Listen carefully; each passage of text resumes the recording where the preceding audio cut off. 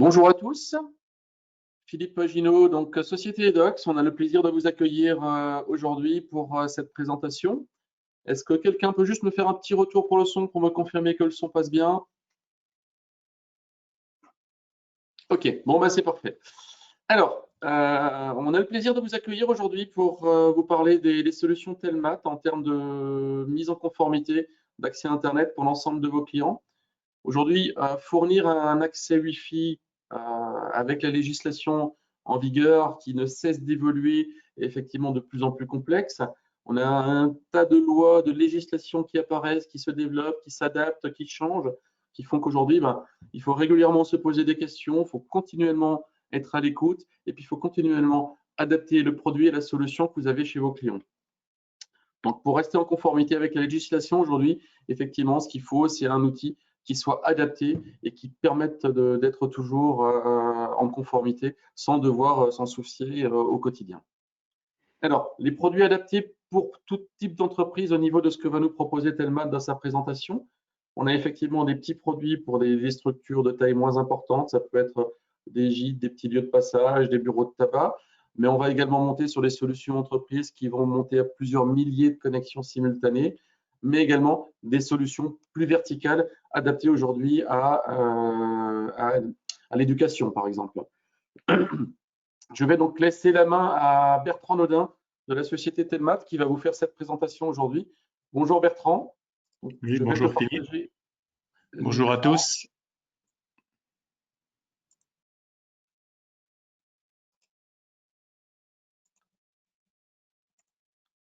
Voilà, donc ton écran est partagé, tu peux y aller Bertrand. Le son fonctionne, donc c'est bon, tu peux y aller. C'est bon, c'est parti. Voilà, bien, bonjour à tous. Donc, je vais vous présenter les solutions Telmat pour la gestion des accès Internet publics et accès Internet scolaire. Donc, en premier lieu, comme vous l'indiquait Philippe, on va peut-être revoir un petit peu toutes les législations qui s'imposent quand on met à disposition un accès Internet mutualisé, qui soit ouvert au public ou pas d'ailleurs, puisque la législation est quelque part la même. Donc, en premier lieu, il y a la loi antiterroriste qui date de 2006, donc qui n'est pas récente, qui, elle, impose la conservation des identités et des communications Internet. Ensuite, vous avez la fameuse loi Hadopi qu'on a beaucoup entendu parler à travers les médias, qui concerne tout ce qui est téléchargement illégaux. Mais derrière, il y a plus la loi de protection intellectuelle qui est beaucoup plus sévère et beaucoup plus restrictive, qui, elle, concerne effectivement aussi la protection des œuvres numériques. Vous avez également, si vous fournissez un accès Internet pour des mineurs ou ouvert à des mineurs, il faut aussi respecter la loi de protection des mineurs. C'est-à-dire qu'un mineur ne doit pas accéder à n'importe quel site Internet. Ou alors, si c'est le cas, elle doit se faire sous la responsabilité des parents, mais en aucun cas du fournisseur de l'accès Internet.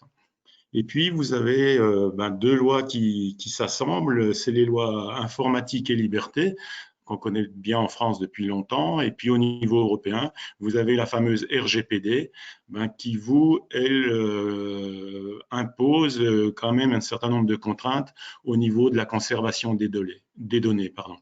Donc, c'est un petit peu antinomique avec la loi antiterroriste qui, elle, impose de conserver des données, et puis la RGPD qui, elle, demanderait plutôt à ne pas conserver ces données, ou alors, s'il faut conserver ces données, ce qui demande la loi antiterrorisme, il faut le faire dans de bonnes conditions, respectant la loi. Alors, toutes ces lois, on croit que elles ne servent à rien ou elles ne sont jamais appliquées. Je vais vous montrer dans la diapo suivante un exemple de réquisition à personne, donc qui vient de la police judiciaire de Paris, qui date là dans ce cas que je vous montre du 4 février 2020 et qui demande à un camping les logs qui étaient entre le 30 mars 2019 et le 7 avril 2019. Donc quasiment 10 mois, 11 mois avant, donc demande de réquisition. Voilà concrètement un cas. Donc, au niveau du produit, donc vous avez effectivement un enregistreur de log. Donc, si vous fournissez un accès Internet, il est important que l'enregistreur de log fonctionne sur tous les supports réseau, que ce soit le Wi-Fi, le filaire. Il faut être capable d'enregistrer tous les logs parce que l'action illégale, elle peut se faire aussi bien à travers le Wi-Fi qu'à travers le filaire, c'est-à-dire à travers des postes fixes. Donc, conformément à la loi antiterroriste, la conservation des logs se fait pendant 1 an automatiquement et les logs sont conservés en local pour avoir une performance la meilleure. Alors, il faut savoir qu'un log, ça ne veut pas forcément dire grand-chose. Vous allez faire un téléchargement de 10 gigas, ça va vous faire une ligne de log. Vous allez prendre un logiciel de prise en main à distance qui sont très utilisés en ce moment avec cette période de télétravail. Ça va vous faire quelques kilos de log en quelques secondes. Donc, il faut faire attention. Un log, ça peut être très volumineux et prendre pas mal de volume ou de bande passante. Il est possible d'externaliser ces logs dans le cloud. Donc, la philosophie de nos produits n'est pas de faire des hébergements de stockage de logs dans le cloud en temps réel, mais de le faire une fois dans la journée, par exemple, pour laisser la bande passante au maximum disponible pour tous les utilisateurs. Pour des raisons de respect de la loi de la RGPD, et pour rendre ces données qui peuvent être confidentielles difficiles d'accès, il est possible de les crypter, donc avec un cryptage fort, et les logs sont protégés par le firewall qui est intégré systématiquement dans notre produit. Donc, vous voyez que les logs ne passent pas en clair jamais sur le réseau, elles sont éventuellement stockées et cryptées et protégées avec un firewall. Est-ce qu'on sait aujourd'hui, est-ce qu'on a des statistiques, Bertrand, du nombre d'entreprises qui effectivement enregistrent et stockent les logs pour être en accord avec la loi? Je pense que c'est assez faible, non? Pour ma part, mon idée, c'est qu'on est très très faible là-dessus et c'est qu'on pense effectivement à protéger les accès Wi-Fi, à enregistrer les logs des accès Wi-Fi, mais pas forcément à enregistrer et à stocker ces accès qui sont réalisés au niveau de l'entreprise, au niveau des salariés de chaque entreprise. Oui, effectivement, au niveau des entreprises, il n'y a pas beaucoup d'entreprises qui le font. Le problème, c'est que dans ce cas de figure, quand il n'y a pas de log d'enregistré, c'est le responsable d'entreprise qui est responsable des activités. Si on ne peut pas prouver le qui a fait quoi, à ce moment-là, par défaut, ce sera le responsable d'entreprise. Il y a eu un cas il y a quelques années sur Strasbourg où effectivement c'est le responsable d'entreprise qui était responsable des actes délictueux. Alors c'était des actes délictueux avec des conséquences financières. Donc là, voilà quoi, ça c'est. Voilà. Mais on a une petite question concernant justement le cryptage sur la diapo d'avant. En fait, la clé de cryptage doit-elle être fournie et livrée au client ou est-ce que c'est sur réquisition qu'il faut fournir cette clé de cryptage? Alors, la clé de cryptage, vous avez deux solutions. Soit vous achetez une clé de cryptage dans un organisme agréé, ou alors vous pouvez en générer une automatiquement sur le produit. D'accord? Donc, c'est des clés de cryptage. C'est du cryptage de type AES 256. Vous pouvez aller au-delà du 256. Donc, c'est un cryptage fort, puisque c'est un cryptage qui est utilisé pour les messageries cryptées. Donc, cette clé, elle est fournie au client qui va gérer son installation, c'est ça? Oui, elle est générée directement par l'équipement, quoi. D'accord, ok. J'ai une autre demande aussi concernant justement l'authentification. Comment on identifie aujourd'hui l'utilisateur? L'adresse MAC ne suffit pas? Point d'interrogation. Alors, au niveau des logs, nous, on stocke tout un tas d'informations. Donc, effectivement, il y a l'adresse MAC, mais qui effectivement peut être modifiée, enfin, qui est modifiable en tous les cas, mais on stocke un certain nombre d'autres éléments, entre autres son operating, son système d'exploitation, sa langue, ce genre de choses un petit peu plus liées au poste et au système d'exploitation, le navigateur qu'il utilise, enfin ce genre de choses. Toutes les informations qu'on peut récupérer sont stockées dans les logs aussi également. Est-ce qu'on sait faire un rapprochement entre l'adresse MAC aujourd'hui et un annuaire Microsoft ou un annuaire ou autre qui permettrait de mettre tout de suite en face de l'adresse MAC un nom d'utilisateur?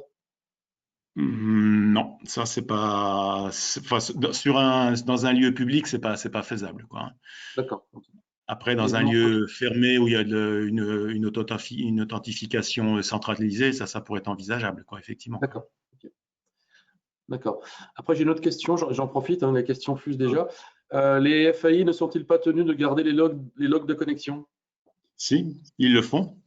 Ils le font, mais le problème, c'est que derrière vous, quand vous avez une connexion Internet et vous fournissez un accès mutualisé, tous les gens qui sont derrière votre accès mutualisé arrivent par une seule adresse IP. Donc, le On voit FAI l'adresse va IP du firewall enregistrer et non pas l'ensemble l'adresse de des l'activité utilisateurs. pour que ça va être qu'un seul utilisateur pour lui, quoi, hein. Donc, le fait il faut pouvoir enregistrer l'activité individuellement, quoi. Ok.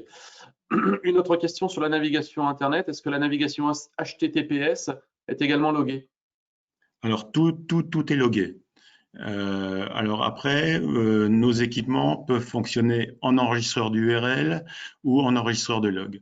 La différence, l'enregistreur d'URL va enregistrer tous les liens HTTP qui sont dans une page. Donc pour une page web, ça représente une dizaine, vingtaine de logs. Quand c'est des logs de type uniquement IP, à ce moment-là, vous avez uniquement la communication qui est enregistrée. Vous avez une communication entre tel poste et tel serveur sur tel port. Voilà, et représentant tel volume. L'ensemble est stocké, quoi. Bon, il faut juste savoir la notion d'enregistreur d'URL, c'est parfois demandé dans certains appels d'offres. D'accord. Voilà, Ok. Plus de questions pour l'instant, donc je te laisse continuer. Ok, d'accord. Donc l'étape d'après, c'est effectivement le portail captif. Pourquoi un portail captif? Donc il gère, par rapport à la loi antiterroriste, de gérer l'identification des utilisateurs, mais surtout de donner l'autorisation à l'accès Internet. Quand on est dans le mode hotspot, vous avez un accès Wi-Fi qui est avec un SSID qui n'est pas protégé, donc qui est libre d'accès. Donc à ce moment-là, pour donner l'accès Internet, c'est le portail captif qui, lui, va ouvrir la porte vers Internet ou pas. D'accord. Ce portail captif, il sert effectivement à véhiculer votre image, donc en mettant vos logos, vos annonces et éventuellement des choses un peu plus évoluées qu'on verra un peu plus tard dans la présentation. Il doit être multilingue et simple d'utilisation pour que tout le monde puisse l'utiliser, qu'on parle français ou pas, hein. Ensuite, l'authentification peut se faire simplement sur des réseaux sociaux pour des choses plus automatisées et plus simples en termes de connexion. Et puis, il peut servir à prévenir l'utilisateur que ces données vont être enregistrées et qu'elles peuvent être éventuellement exploitées au niveau commercial ou marketing. Ça, c'est pour le respect de la RGPD. Ce point est important. Si vous faites de l'enregistrement de données et qu'il y a des données considérées comme personnelles, il faut prévenir l'utilisateur qu'elles sont enregistrées. Et si derrière, vous avez votre client veut s'en servir pour enrichir sa base marketing, ce genre de choses, il faut prévenir l'utilisateur ou demander l'autorisation à l'utilisateur que ces données peuvent être exploitées. Point important. Au niveau de la gestion des identifications, il faut se poser la question s'il faut s'authentifier ou pas pour accéder à Internet. Si je vais prendre l'exemple, typiquement, un accès public complètement ouvert, effectivement, là, il faut prévoir une barrière, une authentification. Si je suis dans un hôtel et que je fais l'administration de l'hôtel, je m'occupe de l'accueil, est-ce que je dois m'authentifier pour accéder à Internet? Non, pas forcément. Donc, vous voyez que sur un même lieu, un hôtel, vous pouvez avoir une partie dans laquelle on va demander l'authentification pour accéder à Internet et dans l'autre partie du réseau, l'accès pourra être libre. Par contre, dans tous les cas de figure, il faut enregistrer les logs, que ça soit authentifié ou en accès libre. Ensuite, l'autre point qui peut être important, est-ce que je dois créer un identifiant à l'utilisateur ou pas pour accéder à Internet. Si je viens dans un lieu et que je reste juste une petite demi-heure et que je veux accéder à Internet à travers le Wi-Fi, est-ce que je dois créer un utilisateur? Je vais me connecter une fois, je vais regarder ce que j'ai besoin et après, je ne vais plus jamais utiliser cette connexion. Donc, je ne vais jamais me reconnecter, donc pas forcément besoin d'avoir un identifiant pour se connecter. Par contre, si je reste plusieurs jours dans cet hôtel, je vais devoir me connecter plusieurs fois à Internet. Donc, il est peut-être intéressant de créer un identifiant et de chaque fois utiliser ce même identifiant à la connexion de son poste. La question ensuite qu'il faut se poser, c'est qui crée les identifiants? Est-ce que c'est l'administrateur qui distribue par exemple un ticket, comme on peut voir dans les campings, donc là avec impression papier et ce genre de choses. Est-ce que ça se fait automatiquement, par exemple comme dans les hôtels où l'équipement d'accès Internet est connecté au logiciel de gestion hôtelier? Ou est-ce que ça se fait, si c'est des utilisateurs permanents, les utilisateurs peuvent être connectés à travers une base de type un URL DAP ou ce genre de choses. Donc là, il faut se poser la question, si c'est l'administrateur qui le fait, comment il le fait et sur comment il véhicule l'information de connexion. Par exemple, nous, sur nos équipements, quand l'administrateur peut créer l'utilisateur, l'identifiant, il va pouvoir, par exemple, automatiquement le transmettre par mail ou par SMS. Ça, c'est des choses un petit peu originales qu'on trouve sur peu d'équipements. Après, ces créations d'identifiants, on le trouve de plus en plus déléguées à l'utilisateur, où c'est l'utilisateur lui-même qui fait sa demande d'identifiant en renseignant un certain nombre d'informations qui sont paramétrables, et ensuite on peut les envoyer par mail, par SMS. On peut faire derrière du paiement à travers PayPal ou autre, sachant que ce genre de choses, ce genre d'équipement, comme il est prévu d'être installé dans des lieux publics, il est important de pouvoir mettre des limites contre les demandes abusives. Et puis, ces identifiants sont personnalisables. Est-ce que je mets des identifiants compliqués ou pas? Est-ce que je donne de l'accès permanent, temporaire? Donc, un produit très souple à ce niveau. Un autre point qui est souvent oublié dans ce type d'équipement, c'est la gestion de l'accès Internet. Pourquoi gérer l'accès Internet des utilisateurs? Si vous mettez un grand nombre d'utilisateurs derrière une connexion Internet mutualisée, vous allez avoir certaines personnes qui vont utiliser toute la bande passante, par exemple, et aux dépens des autres. Donc, ce qui fait que vous allez avoir un accès Internet qui va peut-être être satisfaisant pour une personne, mais complètement dégradé pour les autres. Donc, il est important de pouvoir gérer la connexion Internet et de la maîtriser. Donc, par rapport à cette problématique, nos équipements proposent un certain nombre de paramètres qui peuvent être mis en fonction de certains profils d'accès. Donc, ils peuvent avoir des valeurs et des conditions différentes en fonction du profil d'accès que vous allez attribuer à vos utilisateurs. Donc, vous pouvez, par exemple, limiter le temps de validité d'un identifiant, mettre des limites de temps de connexion avec des plages horaires. Par exemple, vous allez pouvoir dire, je crée mon identifiant qui va être valable pour une semaine et je vais mettre des limites de 1 heure. Donc, je vais pouvoir me connecter pendant seulement 1 heure, juste pendant une semaine. Ou vous pouvez, par exemple, mettre, je crée un identifiant valable une semaine et limité à 1 heure par jour. Donc, pendant 7 jours, vous allez pouvoir vous connecter 1 heure par jour. Vous pouvez mettre également des limites de bande passante pour éviter les trop gros consommateurs ou mettre des limites en volume. Pareil, là, vous pouvez dire ma connexion, je donne une connexion, je peux télécharger 10 gigas par exemple, pendant toute la durée de validité de ma connexion, ou dire, je peux mettre une limite de volume à 1 giga par jour. C'est des choses qui sont possibles. Vous pouvez également mettre des filtrages de ports, donc possibilité de les différencier entre les différents profils.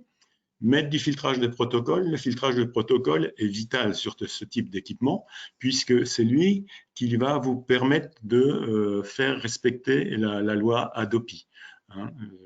c'est lui qui va vous interdire, par exemple, les protocoles de téléchargement de type peer-to-peer. Vous pouvez mettre également donc des filtrages, des contrôles parentaux, faire des listes de sites autorisés ou interdits, donc des listes de sites autorisés avec authentification ou sans authentification, c'est-à-dire qu'ils seront libres en accès. Dès l'instant que vous allez vous connecter par exemple au Wi-Fi, vous allez pouvoir accéder à un certain nombre de sites complètement librement, sans authentification.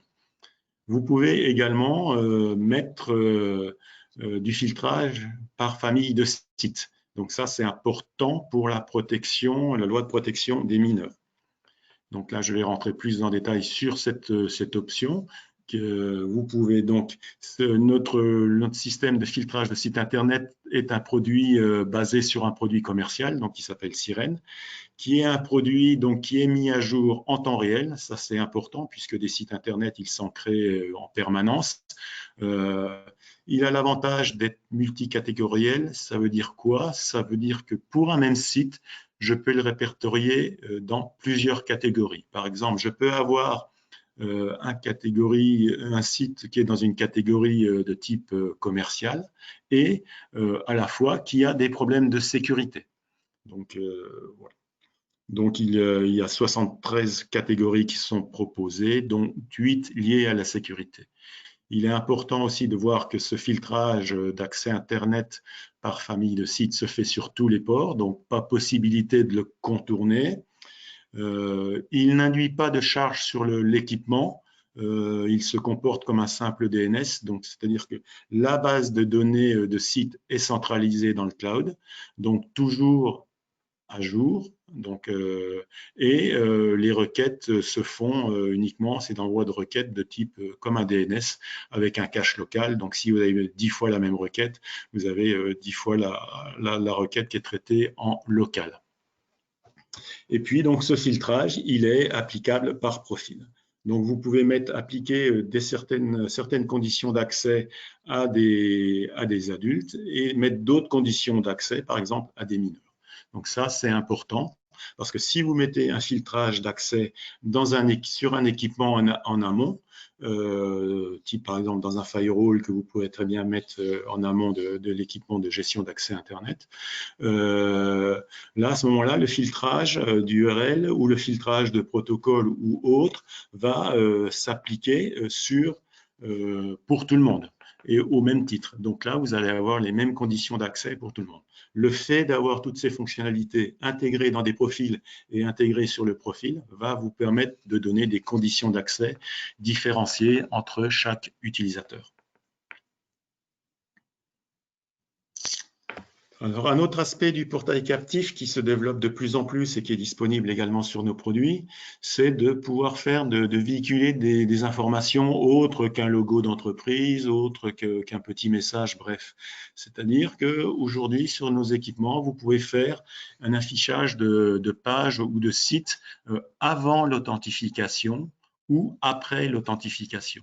Donc, vous pouvez mettre des informations dynamiques sur des pages, donc avant d'accéder au portail captif. Ça vous permet, par exemple, dans un hôtel, de dire, ben voilà, l'happy hour au bar est de telle heure à telle heure, la météo, ben dans le coin, ce sera ça, vous avez telle ou telle offre qui est accessible, par exemple, ce genre de choses. Donc, de mettre des informations plus dynamiques et plus complètes que vous pourriez faire directement sur le portail captif qui, lui, sert à donner l'accès à Internet et éventuellement saisir des informations personnelles. Donc, cette partie-là du produit, c'est des produits qui sont administrables dans le cloud. C'est-à-dire que ça vous permet de définir tout un ensemble d'informations que vous pouvez mettre à disposition. Et la philosophie qu'on a retenue, nous, chez Telmat, c'est de dire c'est un support de communication supplémentaire, au même titre que vous pouvez avoir un support de communication d'affichage dynamique dans un hôtel, mais il ne faut pas que ce soit un support de communication en plus à gérer. Donc, c'est pour ça qu'on peut récupérer tout un tas d'informations de l'extérieur, par exemple des flux RSS, des flux qui proviennent en provenance de Facebook ou ce genre de choses. Sachant que ces produits sont administrables dans le cloud. Donc, si vous avez plusieurs portails, vous pouvez automatiquement les répercuter sur l'ensemble des portails que vous pouvez avoir dans votre portail utilisateur. Donc, pour résumer un petit peu tout ce que je viens de dire, la philosophie Telmat, c'est de dire on propose des produits qui respectent toutes les législations applicables donc à la gestion d'un hotspot. Donc, avec l'enregistreur de log pour les lois antiterroristes, mais avec le respect de la RGPD, avec donc le stockage en local protégé par un firewall et le cryptage des logs. Le portail captif qui permet toutes les fonctionnalités que l'on peut rencontrer sur un lieu public, de l'accès ponctuel, de l'accès temporaire, de l'accès permanent. Aujourd'hui, avec un portail captif moderne qui peut faire du support marketing, donc supporter des informations dynamiques et plus riches qu'un simple portail captif où vous pouvez mettre un simple logo. Et puis, un aspect fréquemment oublié dans ce type de produit, c'est la gestion de la connexion Internet, important et vital pour le respect de la loi Adopi, pour interdire les téléchargements. Aujourd'hui, mettre un accès Internet en libre accès et dire qu'il respecte la loi Adopi sans faire de filtrage de protocole, c'est quelque part, c'est de l'affichage marketing, mais derrière, il n'y a rien. Vous n'arriverez pas à interdire le peer-to-peer si vous ne mettez pas un vrai filtrage de protocole. Et puis, proposer du filtrage de sites Internet, mais surtout mettre des limites d'utilisation d'Internet. Moi, je prends souvent comme exemple, on avait un camping dans le sud de la France où il y avait, en fait, toute l'année, le camping était utilisé par des gens qui étaient en travail proche du camping. Et tous les vendredis après-midi, par exemple, toute la bande passante était utilisée. En fait, on s'est très rapidement rendu compte que c'était un utilisateur en particulier qui lançait sa console de jeu et qui jouait en réseau le vendredi après-midi. Et ce genre de jeu, ça va utiliser un maximum de bandes passantes. Donc, il teste. Il utilise un petit peu, un peu plus, un peu plus, un peu plus, et il finissait par utiliser toute la bande passante. Donc, aux dépens des autres utilisateurs. Concrètement, on a mis des limites de bande passante pour tous les utilisateurs. Cette personne a pu continuer de jouer en réseau de la même manière, sans s'en rendre compte, sans voir de différence. Et les autres utilisateurs ont pu accéder dans de meilleures conditions à Internet.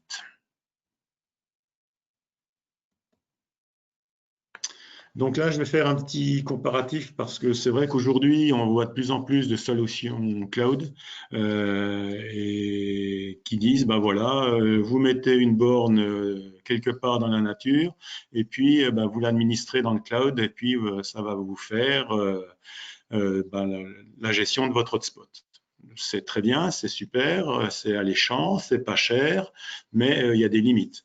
Il faut savoir qu'avec ce type de solution, vous allez généralement uniquement faire gérer la connexion Wi-Fi. Donc tout ce qui est filaire et autres, l'enregistrement de log, tout ça, vous allez oublier. Vous allez aussi avoir qu'un seul profil d'accès Internet donc ça veut dire que tout le monde va accéder à Internet de la même manière, aussi bien en termes de bande passante que de filtrage de site Internet. Le filtrage de site web, c'est pareil, il va être centralisé, mais il va être fait par du filtrage basique centralisé. Vous n'allez pas du tout pouvoir faire de filtrage de protocole. Est-ce qu'une borne ou un petit routeur entrée de gamme peut faire du filtrage de protocole? Non, pas du tout. Donc là, tout ça, tout ce qui est Adopi, vous pouvez déjà oublier, c'est de l'affichage. ils vont faire du respect de la loi d'OPI par rapport à du filtrage de sites Internet par rapport à des noms de domaine. Mais vous savez très bien que du filtrage de protocoles en peer-to-peer, c'est des produits qui se connectent directement des uns aux autres avec des adresses IP. Donc là, seul le filtrage de protocole peut bloquer ce type d'échange. Vous n'avez pas de fonctionnalité zéro config. Donc, ce qu'on appelle les fonctionnalités zéro config, c'est de dire, je viens avec un poste configuré n'importe comment, qui soit en adresse IP fixe, qu'il ait des adresses, une messagerie configurée d'une certaine manière ou d'une autre. Je vais pouvoir le connecter à Internet et lui fournir tous les accès Internet. Donc, dans nos équipements, il y a les fonctionnalités zéro conf. Si vous mettez une simple borne ou un petit routeur de base déporté qui vous fait la gestion de votre hotspot, vous n'aurez pas toutes ces fonctionnalités. Vous ne pouvez pas faire de la gestion multi-réseau. Les logs, comme je vous l'ai expliqué en début de présentation, un log, ça peut être très volumineux et donc la remontée des logs va se faire aux dépens de la bande passante utilisateur. Et croyez-moi, ça peut représenter pas mal. Si vous mettez une dizaine de personnes avec des logiciels d'accès à distance, vous allez très vite voir que votre bande passante va être plus utilisée par les logs que par les logiciels de bande passante. Et puis, généralement, la gestion des utilisateurs est déléguée un petit peu aux bornes. Donc, ça veut dire que si vous avez un site avec plusieurs bornes, si vous voulez faire des modifications de configuration, il faut leur passer dans toutes les bornes ou passer par un contrôleur de bornes qui soit sur le site ou dans le cloud. Donc, c'est important. Une autre question qui est souvent posée, mais quelle est la différence avec les contrôleurs de bornes? C'est deux choses complètement différentes et qui sont complémentaires. Un contrôleur de borne, oui, il va vous fournir un portail captif, mais ça va pas être un portail captif, ça va être un portail très basique. Par contre, ce que va vous faire le contrôleur de borne, c'est la configuration centralisée des bornes, c'est la supervision des bornes, c'est éventuellement la répartition de charges entre bornes. Les produits Telmat ne vont pas être capables de faire de la supervision de bornes, de la répartition de charges. On sait faire un petit peu de configuration centralisée, basique sur certains équipements, sur certaines bornes, mais pas sur toutes. Après, en termes de portail captif, vous allez voir que les portails captifs, comme je vous l'ai expliqué jusqu'à présent, le portail captif sur un produit Telmat sera beaucoup plus riche et permettra beaucoup plus de choses qu'un simple portail captif intégré ou fourni par une borne Wi-Fi ou un contrôleur. Ça reste très basique et généralement monolangue avec une authentification très limitée. Vous n'avez pas du tout les fonctionnalités d'enregistreur de log dans le contrôleur de borne, ça c'est évident. Donc effectivement, il n'y a pas de problème RGPD, mais parce qu'il n'y a pas de stockage d'informations pertinentes. La gestion de la connexion Internet, ça va se limiter généralement uniquement à de la limitation de bande passante, éventuellement du contrôle horaire, ce genre de choses, mais vous n'aurez pas tout ce qui est filtrage de sites Internet, filtrage de protocoles et autres temps d'utilisation ou volume d'utilisation qui peut être bridé. Donc, des produits, des choses complètement différentes et complémentaires, même si on retrouve une ou deux fonctions qui peuvent être communes dans les différents équipements. Alors, quelle est la configuration de base d'un site type? Donc, les produits enregistreurs de log, ils vont se placer entre les réseaux que vous voulez superviser et la connexion Internet, donc avec votre box opérateur ou votre routeur opérateur. Donc, vous allez pouvoir, sur nos équipements, il y a plusieurs interfaces réseau qui peuvent permettre de gérer différents réseaux. Par exemple, un réseau administratif dans l'hôtel avec la réception, l'administration, et puis un espace public dans lequel peut être connecté en Wi-Fi différentes zones de l'hôtel. Il peut y avoir le bar, il peut y avoir les chambres, avec éventuellement des conditions d'accès différentes entre les gens qui sont dans l'espace bar ou l'espace restaurant que dans l'espace hébergement. Donc, les réseaux peuvent être complètement séparés avec une partie authentification pour le réseau Wi-Fi et par exemple l'accès Internet sans authentification pour le réseau administratif. D'accord. Alors, juste pour Bertrand, question supplémentaire. Dans le cadre où le client a déjà un firewall avec des fonctionnalités avancées, comment va se positionner l'Access Log par rapport au firewall déjà existant? L'Access Log, elle va se mettre sur une branche du firewall, donc quelque part à la place derrière enfin, il va y avoir la connexion Internet, le firewall et le produit de gestion d'accès Internet, quoi. D'accord. Ça veut dire que tout le trafic aujourd'hui venant du LAN de l'entreprise qui va aller sur le WAN devra transiter au travers de l'Access Log. Ouais. D'accord. OK. Merci. Donc voilà une topologie. Alors après, je vous ai présenté là le schéma que je vous ai présenté est sur des réseaux complètement séparés. Vous avez le LAN 1 et le LAN 2, donc entre le réseau administratif et le réseau public. Il n'y a aucune communication possible entre les deux réseaux. Après, là, je vous ai montré un exemple avec des réseaux physiques. Ça peut se faire de la même chose avec des VLAN. Donc là, c'est du réseau virtuel, mais vous aurez la même isolation entre ces réseaux. Donc, possibilité de gérer aussi différents réseaux virtuels. Alors, j'ai une question complémentaire par rapport à l'utilisation d'un firewall déjà actif sur place. Dans ce cas, le firewall au niveau de la Telmat, l'Access Log, lui, va être désactivé. On est d'accord, c'est un autre firewall derrière. Oui, bon, après, ils vont se cumuler l'un derrière l'autre, hein. Après, c'est pas forcément gênant, hein. Ils vont chacun faire leur niveau de filtrage et puis c'est tout. Voilà, je veux dire, il n'y a pas d'incompatibilité à ce niveau-là, quoi. D'accord, ok. Sauf si on recherche des performances, le fait d'empiler deux firewalls va peut-être ralentir Oui, aussi tout à fait, oui. Oui, c'est clair qu'à ce moment-là, si vous considérez que le filtrage de protocole, par exemple, doit être fait par le firewall de tête parce que c'est un firewall hyper puissant et qui peut permettre beaucoup de débit, à ce moment-là, vous n'êtes pas obligé de faire le filtrage de protocole sur les produits Telmat, quoi, par exemple, quoi. D'accord. Ou pareil, par exemple, pour le filtrage de site Internet, hein, vous avez certains firewalls qui feront déjà le filtrage de site Internet. À ce moment-là, vous pouvez le faire sur le firewall, mais à ce moment-là, vous le ferez de la même manière pour tous les utilisateurs qui seront derrière le produit Access Log, quoi. Ça, c'est effectivement des choix qui peuvent être faits, quoi. Est-ce qu'on peut faire deux niveaux de filtrage? On me pose une question sur le filtrage. Je suppose que c'est du filtrage par rapport au groupe qu'on va définir, qui va être un groupe, qui peut être un groupe administration et un groupe peut-être plus orienté élève dans le cadre d'une utilisation en école. Voilà, oui, c'est ce que j'ai appelé les profils, en fait, hein. D'accord. Donc là, effectivement, ça me permet d'enchaîner sur la diapo de présentation des produits. Donc en fait, nous, notre gamme se décompose en deux gammes de produits, les produits Gitabox et AccessLog, qui est une première gamme, et ensuite une autre gamme qui est les gammes de produits AccessBox, qui vont avoir des fonctionnalités communes, mais sur la gamme AccessBox, il va y avoir des fonctionnalités en plus, un produit beaucoup plus riche qui peut aller un peu plus loin dans la fourniture de la gestion d'accès Internet.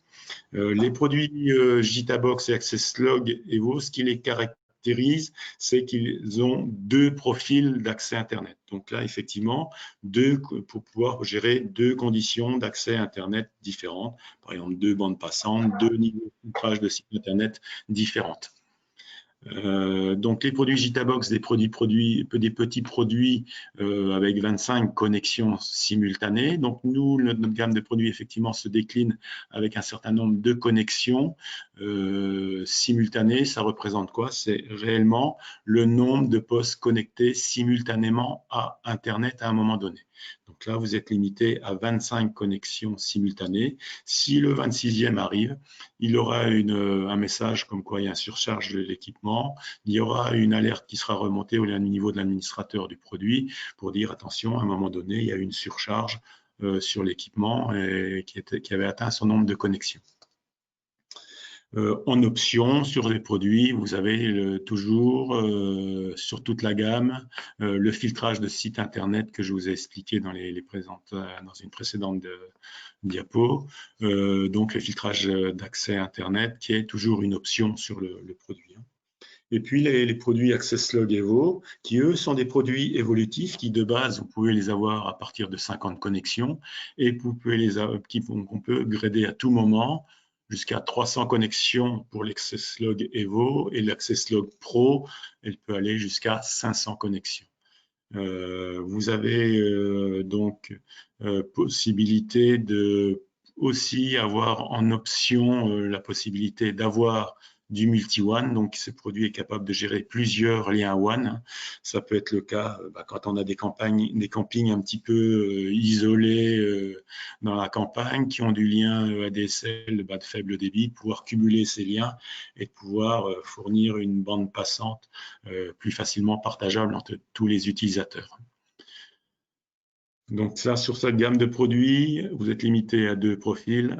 Ensuite, les produits plus riches, vous avez les produits AccessBox, donc qui existent sur 2 plateformes matérielles différentes. L'AccessBox qui peut aller donc de 10 à 500 connexions simultanées, et le produit AccessBox 2 qui peut aller de 100 à 5000 connexions simultanées. Qui ont de base intégré les fonctionnalités multi-WAN. Donc là, sur la grosse différence, c'est que là, vous n'êtes pas limité en nombre de profils sur l'équipement. Vous pouvez faire aussi du multi-portail. C'est quoi le multi-portail? C'est pour si vous avez plusieurs réseaux, qu'ils soient physiques ou des VLAN séparés, vous pouvez mettre des portails différents, c'est-à-dire avec un design différent, des conditions d'accès à Internet différentes. Donc ça vous permet de proposer des différents accès Internet avec différentes looks différents. C'est typiquement utilisé dans des pépinières d'entreprise ou ça peut être utilisé dans un hôtel dans lequel on veut séparer d'une part le bar, le restaurant, la boîte de nuit et la partie hôtelière, par exemple. Ça permet d'avoir un seul équipement qui gère l'accès Internet, mais d'avoir des présentations différentes et des gestions d'accès Internet complètement différentes les unes des autres. Et ensuite, vous avez possibilité sur ce type de produit d'avoir du VPN, d'avoir du serveur Radius, donc soit pour fournir de l'authentification réseau, pour fournir un accès réseau sécurisé quelque part dans votre réseau, ou fournir des certificats d'authentification aussi à travers Radius. Pardon. Voilà, donc l'ensemble de la gamme. Sur la gamme AccessBox, vous avez de base un filtrage de site Internet, mais qui est basé uniquement sur les listes publiques. Donc, c'est les fameuses listes, entre autres, de Toulouse, que nous, on enrichit avec d'autres listes publiques qu'on peut trouver à travers le monde. Il y en a au Canada, il y en a en Allemagne. Enfin, on fait un petit peu la synthèse de toutes ces listes publiques et on les met dans le filtrage d'accès Internet. Ça reste pauvre. Ça n'a rien à voir en termes de qualité avec un filtrage de sites à base dynamique. Mais bon, juste savoir qu'il y a déjà un premier filtrage de base. On a un concurrent très renommé, le seul qui s'appelle Lucopia, pour pas le citer. La seule solution de filtrage de site dynamique qu'il propose, c'est la solution de filtrage par rapport au site public, et en plus uniquement avec la liste de Toulouse, et qui est en plus embarquée sur leurs équipements, donc qui est mise à jour uniquement quand vous faites les mises à jour produits. Bon, c'est complètement décalé et c'est complètement inefficace. Alors effectivement, vous faites des filtrages de sites Internet sur les vieux sites porno des années 2010, mais plus trop sur les sites un peu plus modernes et récents qui existent aujourd'hui.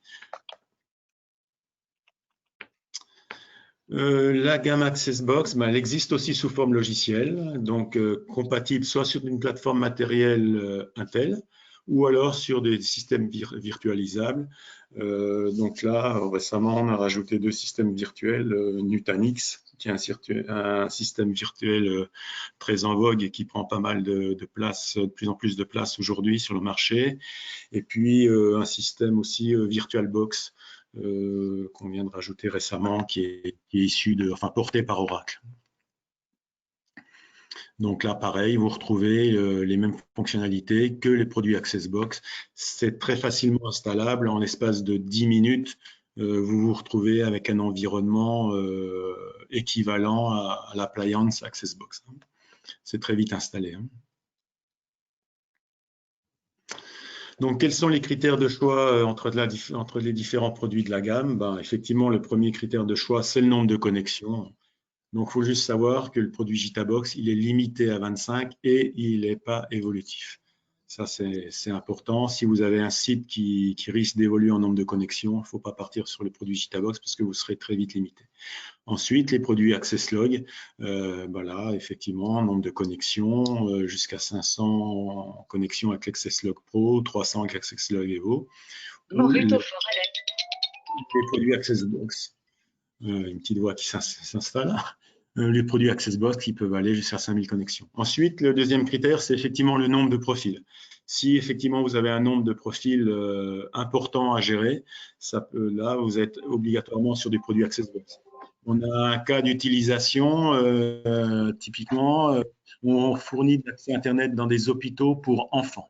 Dans ces hôpitaux, il y a des enfants de tous les âges qui sont hospitalisés et ils ont besoin d'accéder à Internet pour suivre leurs cours.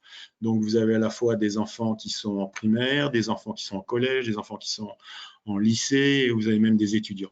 Là, il est important d'avoir des profils d'accès Internet différents entre toutes ces personnes. Donc là, vous avez besoin d'un profil d'accès Internet important. Ensuite, au niveau des fonctions Internet, des fonctions réseau qui peuvent être proposées, si c'est juste gérer un accès Internet pour du public, le produit AccessLog, Gitabox conviennent bien. Si c'est des produits plus avec des accès Internet et à la fois mutualisés sur des mêmes réseaux, de l'accès à un réseau local, à un réseau des bases d'informations plus personnalisées. Là, il est important d'avoir un produit AccessBox. Sur le produit AccessBox, vous avez un firewall niveau 7 avec détection d'intrusion, ce genre de choses, possibilité d'un firewall dynamique avec des routages spéciaux. Donc là, vous avez un niveau de sécurité beaucoup plus élevé. Ensuite, si votre équipement a besoin d'être connecté à un annuaire, là également, vous allez trouver ça uniquement sur des fonctionnalités uniquement sur la produit AccessBox avec des fonctionnalités annuaires, d'authentification unique, donc des choses plus réseau évoluées. Possibilité de faire du multiportail, également uniquement disponible sur le produit AccessBox, également pour tout ce qui est Radius et tout ce qui est VPN, qui est très utilisé en ce moment dans ces périodes de confinement.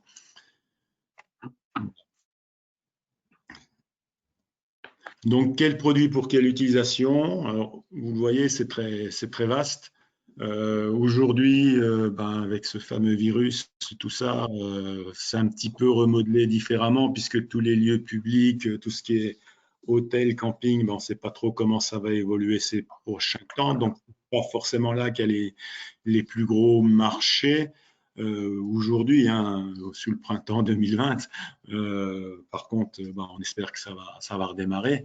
Par contre, on peut trouver donc sur les petits produits Gitabox, tout ce qui est Office du tourisme, je pense que c'est toujours d'actualité, puisque ça, c'est généralement des investissements qui sont prévus par les administrations. Donc ça, généralement, ça va être maintenu. Tout ce qui est boutique, gîte, les médiathèques, les salles de sport. Alors quand je dis salle de sport, je dis la petite salle de sport de quartier qui accueille en journée peut-être l'école du coin, mais éventuellement X clubs le soir, qui eux ont besoin d'accéder à Internet. Alors plutôt que de mettre juste une box et un réseau Wi-Fi protégé par un code qui va être très vite connu de tout le quartier, et donc qui va bénéficier à tout le quartier. Peut-être mettre un produit qui fasse de la gestion d'Internet et qui peut faire une notification plus efficace et plus dynamique.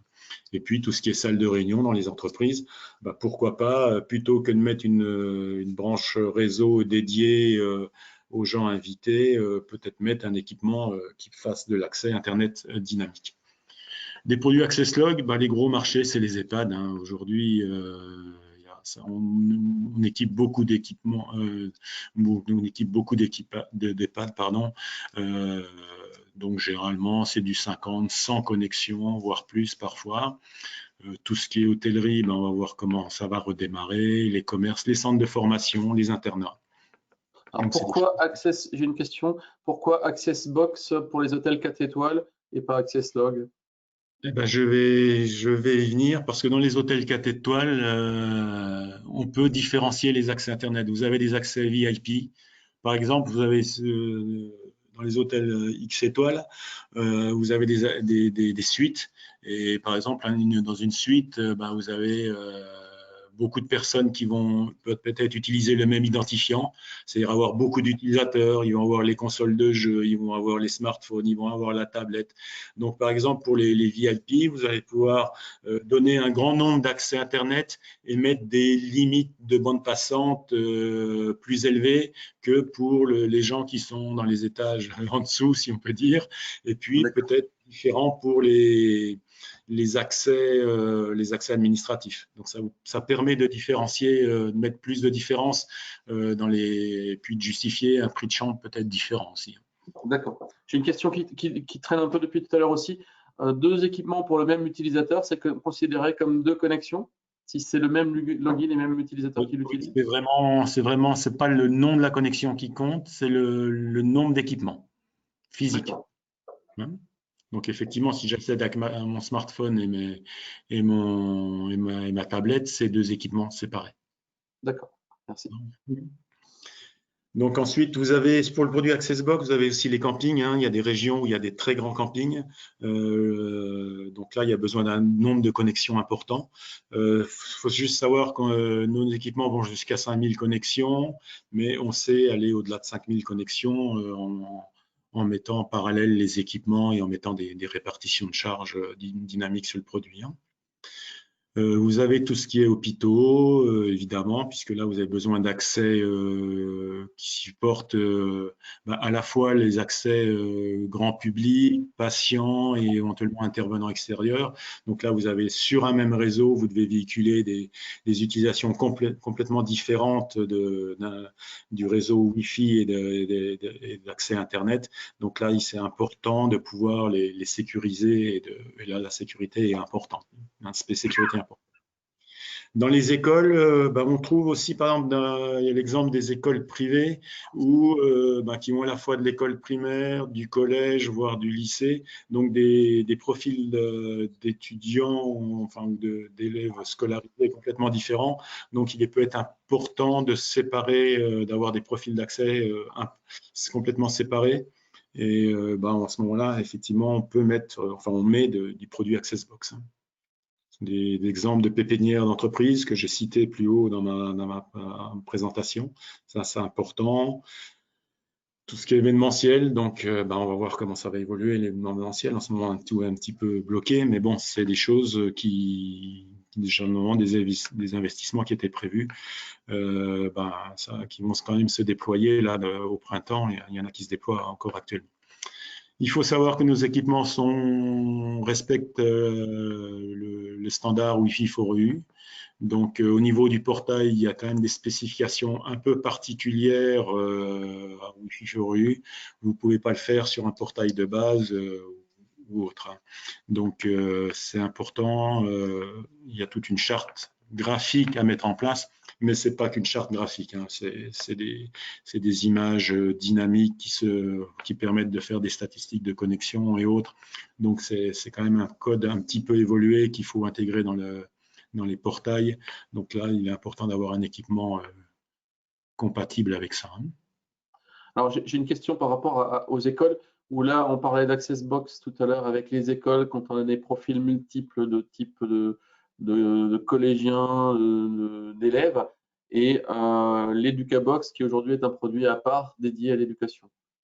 Pourquoi ces deux notions? D'un côté l'EducaBox, de l'autre côté l'AccessLog, l'AccessBox destiné aux écoles aussi.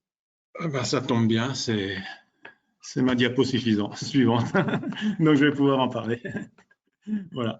Donc, la gamme EducaBox, quelle est la différence avec la gamme, avec le restant de la gamme accès Internet public? Donc, la priorité sur la gamme EducaBox, c'est le filtrage d'accès Internet. Donc, vous allez retrouver le même nombre de profils d'accès Internet, mais sur la gamme EducaBox, vous allez pouvoir choisir quel type de filtrage d'accès Internet que vous allez vouloir mettre en place. Donc, vous retrouvez la même solution de filtrage dynamique que je vous ai présenté précédemment. Donc, ça, c'est un des choix. Vous pouvez mettre le filtrage par catégorie de sites issus des bases de données publiques. Donc, il faut savoir que les bases de données, les fameuses bases de données de filtrage de Toulouse, c'est géré par un universitaire. Donc, comme c'est géré par un universitaire, les gens croient que c'est bien, que donc ça respecte les normes éducation. Donc, vous allez trouver des gens qui vont vouloir ce type de filtrage. Donc, ça permet de respecter ce type de filtrage puisqu'ils croient en ce filtrage. Ils ne voudront pas forcément un autre. Vous pouvez mettre des filtrages aussi par des serveurs DNS filtrants externes. Ça, c'est une solution de filtrage qui existe aussi, qui peuvent être, dans certains cas de figure, gratuites, pas forcément très performantes, mais gratuites, ou payantes. Par exemple, en Allemagne, ils utilisent beaucoup ce type de filtrage dans les écoles. Je crois qu'ils équipent, 60%, cette technologie est utilisée dans, je crois, 60% des écoles équivalentes, écoles primaires en Allemagne, quoi. Et puis, vous avez dans certaines académies qui vous fournissent un proxy de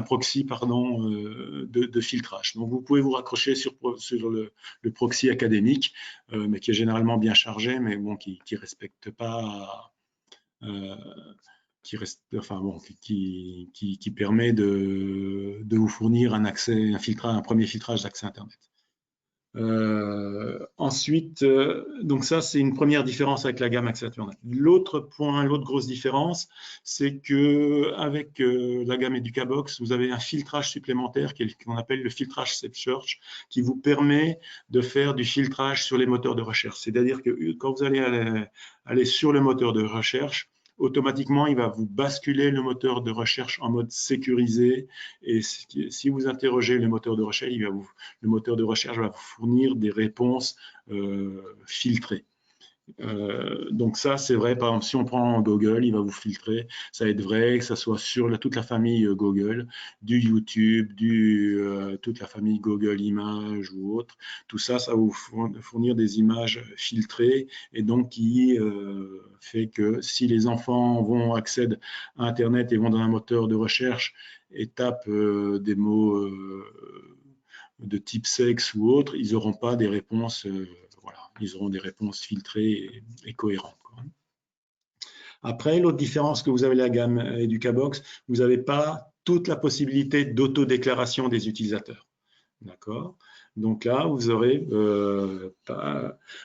uniquement la possibilité des utilisateurs déclarés par l'administrateur ou connectés à une base de type LDAP ou Active Directory, une base d'utilisateurs donc sur un serveur externe. D'accord. Donc ça, c'est les grandes différences. Donc là, pareil, il y a toute une gamme de produits. Donc sur les produits à faible nombre de connexions, vous allez retrouver les produits EducaBox en 25, en P25, ou l'EducaBox Evo ou Pro, donc 300 ou 500 connexions. Et après, de haut de gamme, on retrouve la gamme AccessBox, comme je vous l'ai expliqué précédemment.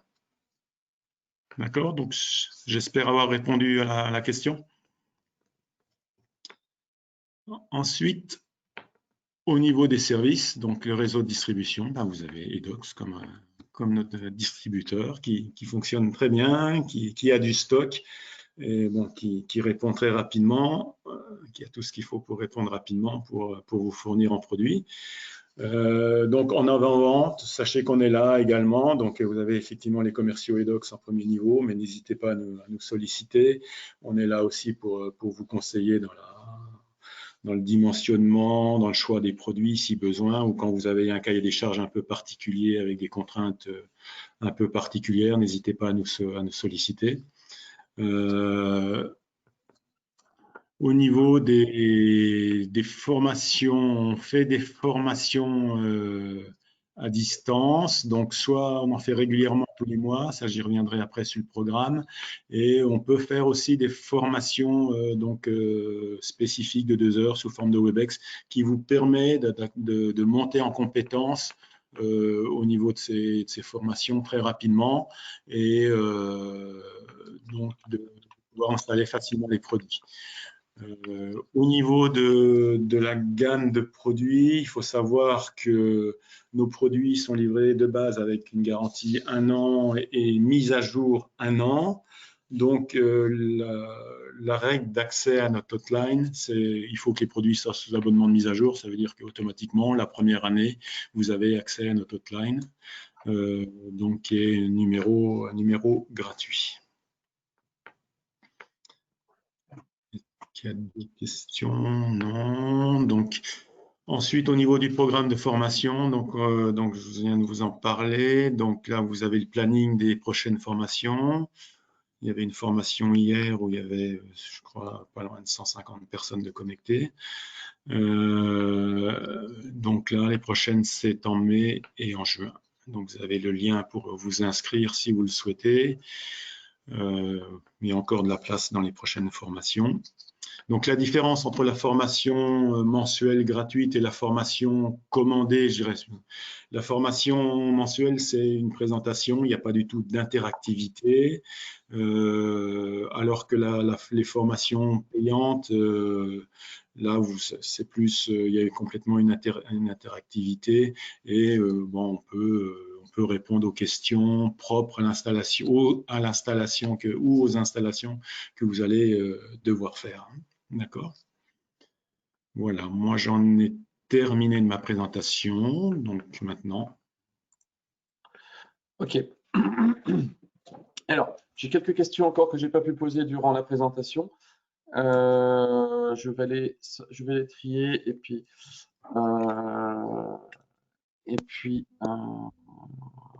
faire de la lecture. Donc, j'ai pas mal de questions concernant le VPN. Aujourd'hui, est-ce que dans le cadre d'un accès VPN, est-ce qu'on log des informations et quel type d'informations on va loguer? Alors, on peut loguer les informations. Après, ce qu'il faut, après, pour que les logs soient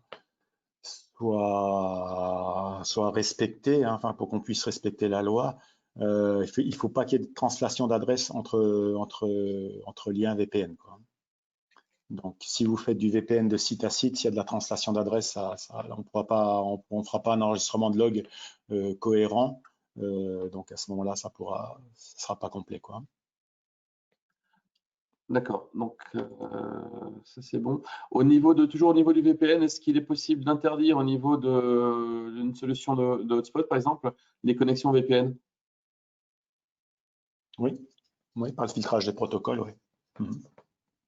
D'accord, donc en filtrant sur l'IPsec, on peut très bien décider de verrouiller tout ce qui est VPN, IPsec ou autre, hein.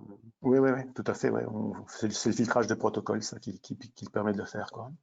D'accord. Alors j'ai une question qui a été posée plusieurs fois de manière insistante. Alors c'était au niveau des URL HTTPS, est-ce qu'elles sont également stockées? Donc autrement dit, la question, est-ce que le flux SSL est à ce moment-là déchiffré? Non, non, les URL ne sont pas stockées. Là, c'est juste de la connexion, c'est juste du log IP qui est fait. D'accord. Donc dans le cadre d'une Après, réquisition, qu'est-ce qu'on va fournir? Alors comme quand on est sur de HTTPS, qu'est-ce qu'on va fournir? c'est les logs IP, hein. D'accord. Ok. Alors nous, là où on va plus loin sur nos produits, c'est que à la fois on stocke, bon, vous avez vu les possibilités des URL donc en HTTP, les logs IP et également tout ce qui est log DNS. C'est-à-dire que si je veux aller par exemple sur edox.com, peut-être que le site internet telmat.fr est sur le même serveur et quelque part sur la même adresse IP. Bon, je vous rassure, ce n'est pas le cas, mais ça pourrait. Et donc, comment différencier si j'accède en HTTPS sur le site edocs et si j'accède sur le site Telmat, les deux en HTTPS, ils ont la même adresse IP, je m'adresse au même serveur. Comment je peux faire la différenciation? Donc, nous, comment on stocke les requêtes DNS? On va savoir que tel utilisateur était sur le site Telmat plutôt que sur le site edocs. Voilà. Donc, nous, au niveau de log, on va un peu plus loin et c'est pour ça qu'on a des logs très, très détaillés, quoi. OK. Alors, comment fait-on le filtrage de protocole ou d'accès à certains sites lorsque le client utilise le VPN? Alors, quand ils font de la connexion VPN distante, vous voulez dire, c'est ça, Oui. je pense. Oui. Bah, là, après, soit il utilise encore les DNS locaux, à ce moment-là, on pourra faire le filtrage, soit s'il est complètement déporté en distant, ça sera le filtrage du site, sur le site distant qui sera actif à ce moment-là, quoi. De l'accès Internet distant qui est censé, lui, enregistrer effectivement les logs. On est bien d'accord. Voilà, ouais, tout à fait, ouais. Après, alors je vois la question venir. Il y a un navigateur qui permet de faire une pseudo-connexion VPN sur des serveurs en libre accès, en fait, hein, et qui vous permet de contourner tous les proxys et ce genre de choses. Donc là, sur la prochaine version qui va sortir, on a possibilité de filtrer ces protocoles, ce navigateur, et donc interdire les connexions VPN vers ceux qui sont en libre accès, quoi. OK.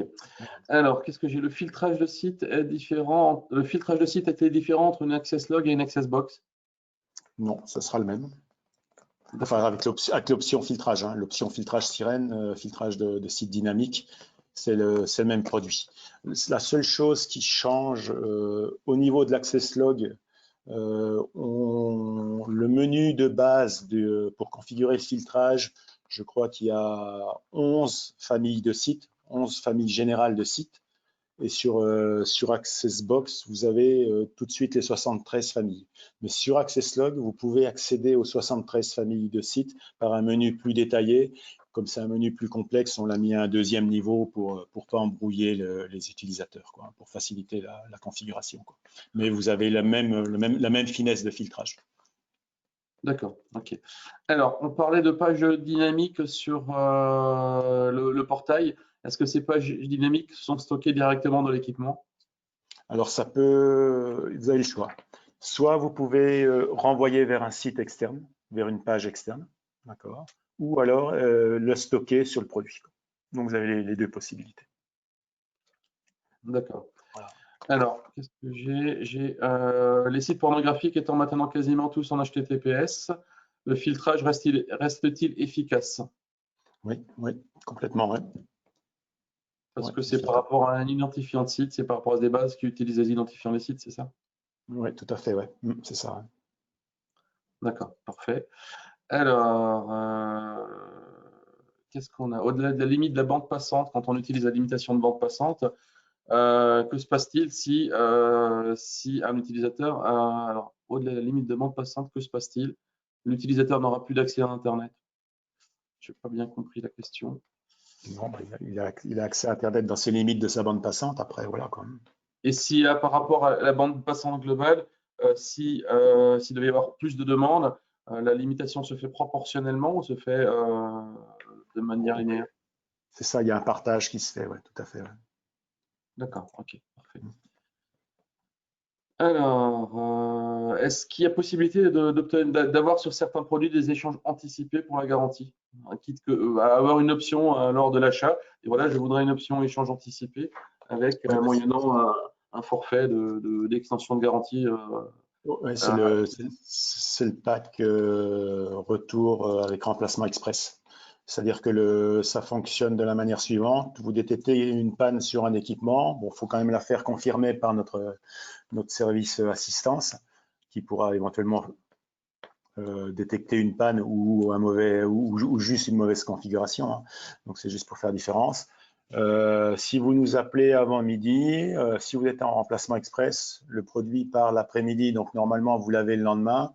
Et si vous vous nous fournissez la configuration qui est en place, on peut me l'installer sur le produit, donc le produit vous arrive directement configuré.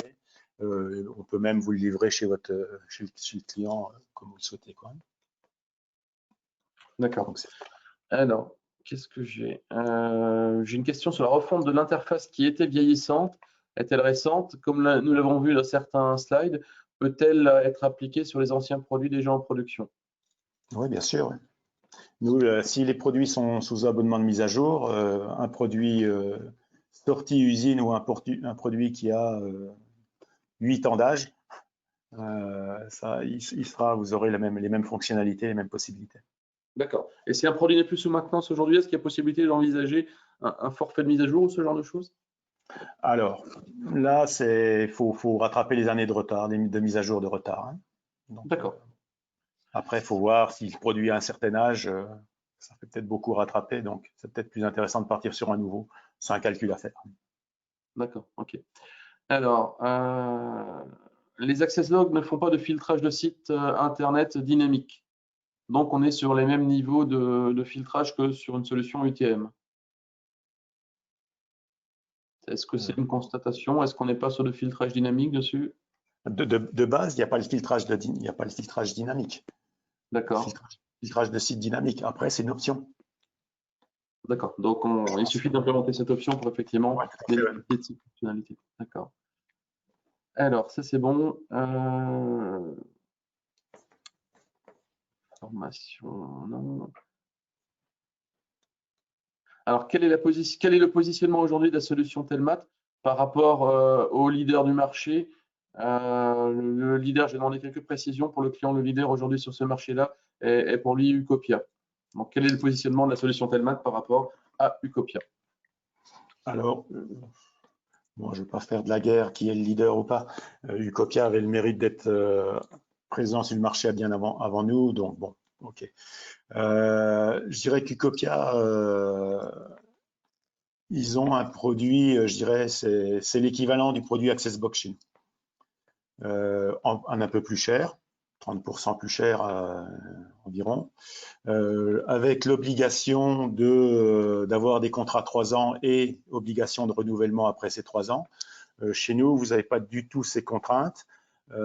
Et puis surtout, vous avez toute une gamme de produits beaucoup moins, enfin économiquement plus intéressants, toute la gamme Gitabox, AccessLog, qui conviennent très bien pour faire de la gestion d'accès Internet standard, hein, que ce soit de l'hôtel, du camping ou autre. Ça convient très bien de l'EHPAD. Mettez un Ucopia dans de l'EHPAD, je veux bien, mais c'est dépenser une fortune pour pas grand-chose, quoi. D'accord. Ok. Alors, qu'est-ce qu'on a comme autre question? Les produits TW10, TW20 permettent-ils de faire du portail captif avec filtrage identique à une Accessbox? Et comment situer les différents produits entre eux? Ouais. Alors, sur la gamme TW Telmat Web, donc ben ça permet, il y a effectivement les fonctionnalités de portail captif dessus. Par contre, c'est des portails qui seront un peu moins évolués que vous allez trouver dans les portails disponibles sur les produits AccessLog et autres.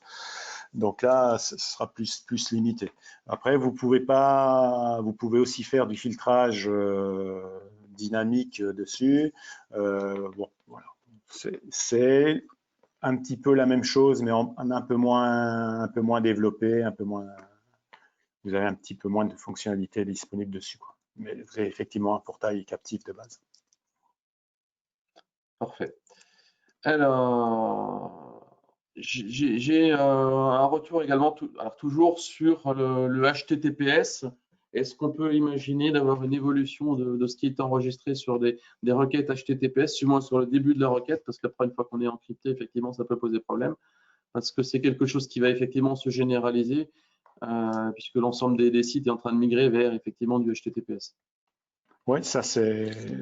Mais, enfin bon, on pourrait l'envisager, mais ça sert à qui et ça servirait à quoi d'enregistrer du HTTPS?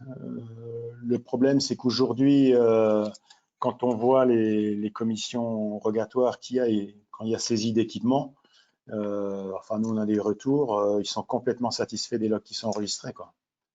Donc, après, si c'est pour faire de la surveillance enfin de trafic, de ce genre de choses, je dirais qu'aujourd'hui, enfin, dans l'évolution qui va venir, on va pouvoir, mais ça reste, ça sera pas de l'enregistrement d'URL HTTPS.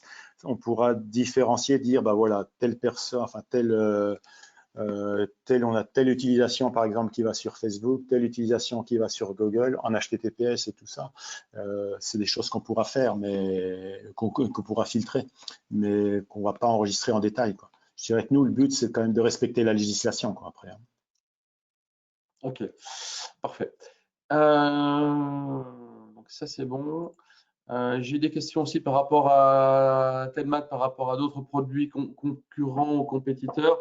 Je t'enverrai les demandes, comme ça tu pourras répondre directement aux clients concernés. On ne va pas passer non plus en revue tous les éditeurs de solutions de portail du marché. Alors, j'avais juste quelques remarques encore sur la présentation que vous avez faite, visiblement, la présentation que vous avez vous organisée hier. Il y avait des gros soucis visiblement de son et de visuel, de graphique qui étaient figés. Alors, est-ce que c'est sur la présentation en général ou est-ce que c'est un client qui était dans une zone qui était peut-être un peu surchargée? On se rend compte qu'avec ce qui se passe actuellement, avec tout le télétravail qui est organisé, avec toutes les vidéos qui sont regardées en ligne, on a souvent des nœuds réseau qui sont surchargés et c'est souvent un ou deux utilisateurs qui ont des problèmes. Vous avez eu, vous, des problèmes ou des informations, des retours négatifs des clients? On a eu 10 minutes, les 10 premières minutes ont été difficiles.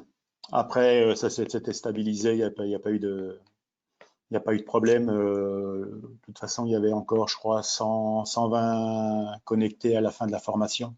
Donc, je pense que si ça avait été très mauvais, les gens ne seraient pas restés aussi longtemps. Mais c'est vrai qu'on a eu des problèmes au début, hein, ça c'est certain. C'est pas forcément évident en ce moment au niveau des bandes passantes, au niveau de la qualité. Donc voilà. Après, est-ce que vous avez, je ne sais pas, vous avez peut-être prévu, vous, ces formations, une fois que la personne l'a suivie, de la rendre disponible en vidéo ou éventuellement en PDF pour qu'elle puisse la compulser et puis travailler dessus? Après, toutes les formations ont été, enfin, tous les gens qui étaient inscrits à la formation l'ont reçu en PDF hier après-midi. Ça, c'est déjà fait. L'enregistrement vidéo, un enregistrement vidéo de 2 heures, c'est un peu lourd, donc on ne le met pas à disposition pour l'instant. Ça viendra peut-être. Ouais. Ok. Après, j'ai une personne qui dit, dommage que l'heure de la formation et de la présentation, il y a quand même de l'activité même en ce moment, donc on peut difficilement se rendre toujours disponible. Ouais. C'est toute la difficulté quand on organise des formations ou alors des webinaires d'information, comme on le fait sous Edox, c'est de trouver le bon créneau qui puisse correspondre à tout le monde. Donc, c'est jamais évident d'avoir tout le monde qui puisse participer. Donc là, vous allez recevoir, vous, en tant que participant à ce webinaire ce matin, un mail de confirmation d'ici fin de matinée, début d'après-midi, dans lequel vous allez pouvoir télécharger et la présentation en format PDF et vous allez pouvoir visualiser l'enregistrement vidéo de la présentation si vous avez le temps pour pouvoir soit la revoir, soit la partager avec des collègues s'ils peuvent avoir un intérêt sur ce type de pièces. Et si vous n'avez pas pu vous inscrire, c'est pareil, vous aurez également la possibilité de la télécharger au format vidéo pour y participer plus tard. Ça permet, si vous n'étiez pas disponible ou un empêchement, de malgré tout la revoir. J'ai plus de questions sur si j'ai des gens qui sont intéressés par la prochaine formation. Il me semble qu'on va envoyer en tant qu'Edox un mail début de semaine avec les 2 formations restantes pour que vous puissiez vous inscrire directement sur ces formations-là. Donc, j'ai plus d'autres questions. Bertrand, est-ce que tu voulais voir pour d'autres points, il y a d'autres choses à voir ou c'est bon pour toi? Juste par rapport aux formations, la prochaine est l'après-midi. Justement, on a prévu un horaire différent. Ça concerne surtout les dom-toms parce que sinon, ça les fait se lever tôt, à 10 h du matin pour chez nous. Et voilà, quoi. Donc, on prévoit des horaires différents, mais c'est, comme tu l'as dit, Philippe, c'est difficile de trouver un horaire idéal pour tout le monde, quoi. Voilà, moi j'ai terminé la présentation. Je vous remercie à tous pour votre attention et je remercie Philippe et Dox pour l'organisation de ce webinaire. Merci. Ok, merci à vous aussi d'être présent. N'hésitez pas s'il y a des questions au niveau de vos commerciaux chez Dox, ils connaissent bien les produits. Vous avez les coordonnées de Bertrand, n'hésitez pas non plus. S'il y a quoi que ce soit, on est là pour répondre à vos questions et vous accompagner sur les différents projets. Merci à tous et excellent week-end. Au revoir. Merci, au revoir.